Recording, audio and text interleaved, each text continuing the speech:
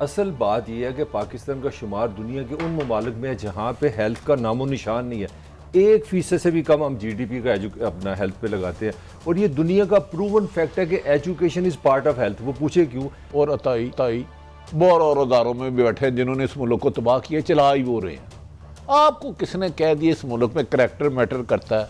जब आपका 3 दफा का वजीर आजम रहने वाली की हुकूमत का अहम तरीन आदमी एक खसास अदारे के अफसर के जाके पास गए, असी ते इस मुल्क को डबोता जिनिया मुश्किल शराइत ते पैसे लेने, ये तो मुल्क नहीं चल सकता। वो तो कॉन्शियसली किया उसने, डार ने।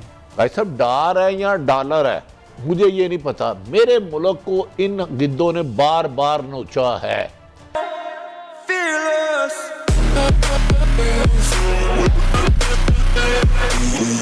Welcome to All India Times. All India Times की वीडियो में आप सभी का स्वागत है।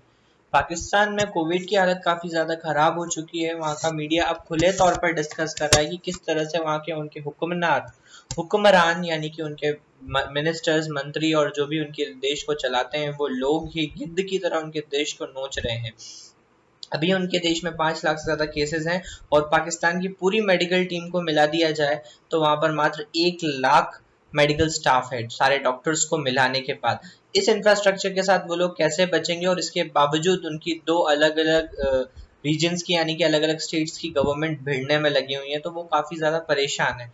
वीडियो काफ़ी इंटरेस्टिंग है, एंड तक जरूर देखिए। पसंद आए तो लाइक करें, शेयर करें और सब्सक्राइब करें। जय हिंद, जय भारत दोस्तों। बड़ी साहब, मैं एक सवाल का आगाज एक फिगर से करता हूं, इसके बाद आप बोलिएगा। मैंने आके निकाली है कि पाकिस्तान में अताइयों की तादाद 6,90,000 है और डॉक्टरों की तादाद 1,10,000 है। मतलब इस हेल्थ इंफ्रास्ट्रक्चर के होते हुए हम क्या कोरोना से लड़ना था हमने? वो तो अल्लाह ही हमारी मदद कर रहा है। बिस्मिल्लाहिर्रहमानिर्रहीम। कैसा अताई डॉक्टर नहीं, अताई सियासतदान भी है, और अताई बहुत और अदारों में भी बैठे हैं जिन्होंने इस मुल्क को तबाह किया, चला ही वो रहे हैं। आपको किसने कह दिया इस मुल्क में करैक्टर मैटर करता है? आपका मादी मैटर करता है, आपकी कम्पिटेंसी मैटर करती है, आपका बेजमीरा होना मैटर करता है, आप हिस्सा कितना सियासत में भी अताई, मेडिकल के शोबे में भी अताई, मेडिकल में सही, और वो जगह पे जो हम नाम नहीं ले सकते वहां भी अताई। नीरी रसवाई में ये आपको वो बातें कह रहा हूं कि मेरे पास एक आदमी आया बेचारा 25 साल से अदालतों में धक्के खा रहा है, रो पड़ा, कहता है मेरा बाप मेरे हाथों में दम तोड़ गया इंसाफ के हसूल के लिए। कौन सी अताई? क्या एक डॉक्टरों में अताई है? सिर्फ ताकतवरों के खिलाफ मतलब यह है कि जहां अताई मौजूद है इसका मतलब है कि वहां जरूरत पूरी नहीं हो रही और लोग मुतबादल और नॉन साइंटिफिक मेडिसिन की तरफ जा रहे हैं। उसकी मकसद यही है। मैंने और यही अशर इंडिया का हुआ आपके सामने। यही अशर इंडिया का नहीं। हुकूमतें, हुक्मरान वक़्त और ब्यूरोक्रेसी मुल्क की लूट मार पे सारा फोकस कर दे। जब IMF से वो आप कर्जे लें जिससे आपको पता है ये देने के लिए मुल्क को डिफॉल्ट करवाना है लेकिन अपनी कमीशन लेनी है, तो मुझे और अल्लाह करे हम हुकूमत में ना आए जितने हमने कर्जे ले लिए हैं। जब आपका 3 दफा का वजीर आजम रहने वाली की हुकूमत का अहम तरीन आदमी एक खसास अदारे के अफसर के जाके पास गए, असी ते इस मुल्क को डबोता जिनिया मुश्किल शराइत ते पैसे लेने, ये तो मुल्क नहीं चल सकता। वो तो कॉन्शियसली किया उसने, डार ने। भाई साहब डार है या डॉलर है मुझे ये नहीं पता। मेरे मुल्क को इन गिद्धों ने बार बार नोचा है। ये कोरोना वायरस पे वफाक और सिंध की लड़ाई मुझे तो समझ नहीं लड़ क्यों रहे आपस में? लड़ क्यों रहे हैं कि इनका सलूक है कहाँ? आपके किस अहम अदारों की आपस में चपकलश? पिछले दिनों मोहतरम कायद फायद इसद साहब का आपने केस सुना होगा, माशाल्लाह मेरिट पे एन इंसाफ मिला। लाहौर में भी एक DHA को बुलाया गया, एन इंसाफ मिला। इंसाफ को लड़ाई बहुत ज़रूरी है। लड़ इसलिए रहे हैं, क्या पंजाब में SOP पे अमल हो रहा है? इसे बार बार वफाक को सिंध नजर आता है। क्या पंजाब में SOP पे अमल हो रहा है? मैं कह रहा हूं इंफ्रास्ट्रक्चर में हो कैसे सकता है? बड़ी गाजी साहब, जब 80% 90% आप करप्ट अफसर लगाएं, सिफारिशों पे लगाएं, बगैर मेरिट के लगाएं, उनकी कम्पिटेंसी ना देखें, उनकी ऑनेस्टी ना देखें, उनकी लॉयल्टी देखें कि मेरे से कितना मुखलस है, मुझे कितनी कमीशन देता है, तो आप क्या समझते हैं रिलीफ कैसे होगा? तो कोरोना फैल रहा है, ये रोक रहा है तो अल्लाह रोक रहा है। सिंध और हुकूमत की लड़ाई इन्हें छोड़े, इन्हें के खुदा के वास्ते। आज खैर जो मैं एक तारीफ करनी थी, बहुत देर की मेहरबान आते आते वज़ीर आज़म पाकिस्तान ने तमाम सफारत खानों से खिताब करते हुए क्या कि उनके कम अज कम उनकी जिंदगी आसान करें। काजी साहब इतना जुल्म करते हैं, ये सफारत खाने इतने लूट मार करते हैं, अपने बच्चों को वहां की नेशनलिटी ले देते हैं। अब तो सऊदी और यूके थी, तो सबसे ज्यादा सेरे फरिस्त करप्शन में यूके का है एम्बेसडर, लेकिन उसका पीएम साहब ने नाम ही नहीं लिया यहाँ उन तक, क्योंकि वो लगवाया बड़े तगड़े बंदे ने है, खैर उसको वो नहीं है, वो ईमानदार है, सॉरी उसके खिलाफ कोई शिकायत नहीं है, सिर्फ जो जाता है उधर रील होता है, ख़राब होता है, एक काम महीने का काम 6 साल में लगता है। अच्छा मलिक साहब, ये मैंने थोड़ा सा एक बिल्कुल छोटी सी फिगर दी है आपको जो जो जो एक्सप्लेन करती है, फिर मैं एक फिगर और देता हूँ। 5 में से 3 माएँ अनामिक हैं, खून की कमी का शिकार हैं। पाकिस्तान में इतना हेल्थ का बुरा हाल है। ऐसी हालत में जब कोरोना आता है, अमेरिका जैसे मुल्क को हम देखते हैं कि वो कहते हैं यार ये डिज़ाइन ही नहीं था, रौंद के चला गया, मजाक बना के रख दिया उनको।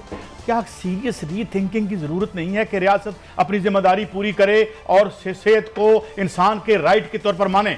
एक्सीलेंट काजी साहब, हैट्स ऑफ टू यू। असल बात यह है कि पाकिस्तान का शुमार दुनिया के उन ममालिक में है जहाँ पे हेल्थ का नामो निशान नहीं है। 1% से भी कम हम GDP का अपना हेल्थ पे लगाते हैं, और ये दुनिया का प्रूवन फैक्ट है कि education is part of health. वो पूछे क्यों? वो इसलिए कि इस सोसाइटी में आपको पता है सदियों से एक फ़िक्रा चल रहा है, इलाज से परहेज़ बेहतर है। परहेज़ का मतलब है एजुकेशन, परहेज़ का मतलब है शऊर, परहेज़ का मतलब है आपको इन्फॉर्मेशन हो। जिस सोसाइटी में बलूचिस्तान में दुनिया की ख़वातीन की लिटरेसी सबसे कम है, हमने अपनी माँ को नहीं पढ़ाया, हमने अपनी बेटी को नहीं पढ़ाया। इस वक्त हमने कुरान का डाल के ना को 60-70% एक जैली सी लिटरेसी बनाई है। तो मैं कहना ये चाह रहा हूँ, हेल्थ और एजुकेशन के बगैर आप सोच ही नहीं सकते। अच्छा, मेरा सवाल आपसे, आप इसे सवाल मैं इस वक्त हम चले कहाँगे, आज की मैं आपको डाटा थोड़ा सा दे दूँ क्योंकि थोड़ा सा करंट होना जरूरी है।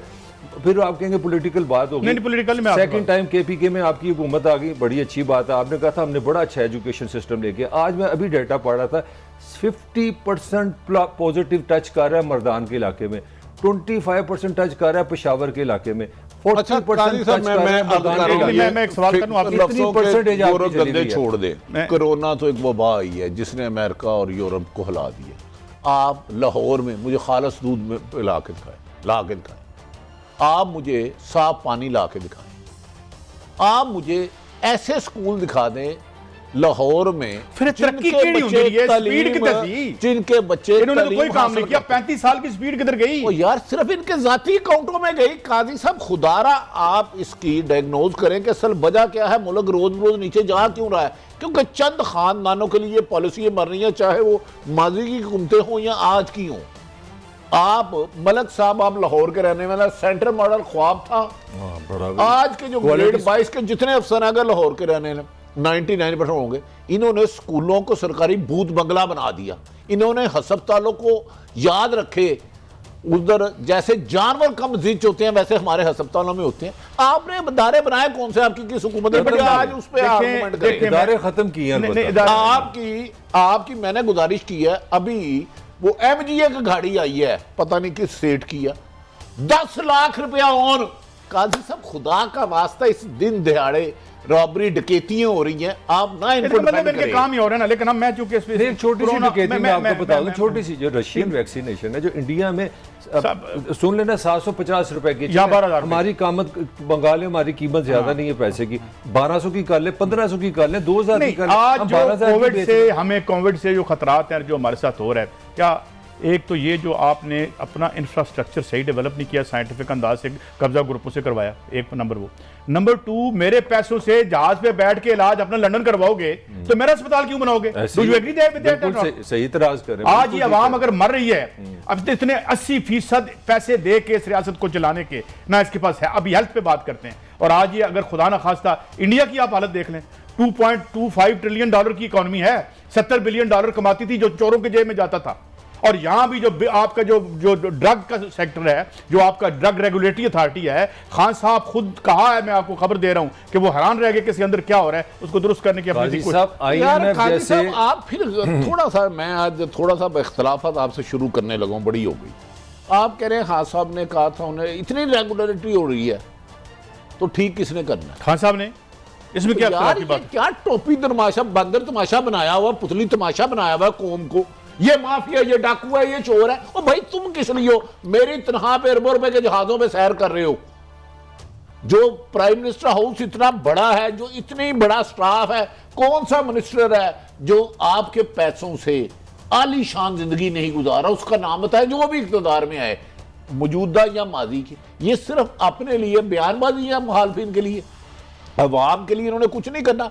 हस्पताल बेहतर करने हैं तो इन्होंने, तालीम बेहतर करनी है तो इन्होंने, ब्लैकमेलिंग खत्म करनी है तो इन्होंने, प्राइस कंट्रोल कमेटियां इनके पास हैं, अदालतें इनके पास है, कानून इनके पास है। 70 MPA साथ लेके MNA फिरते हैं। तो आप काजी साहब, ये जब तक हाकिम वक्त जवाब दे ना हुआ उस वक्त तक ये कौम रुसवा होगी, रुसवा देखिए, होगी।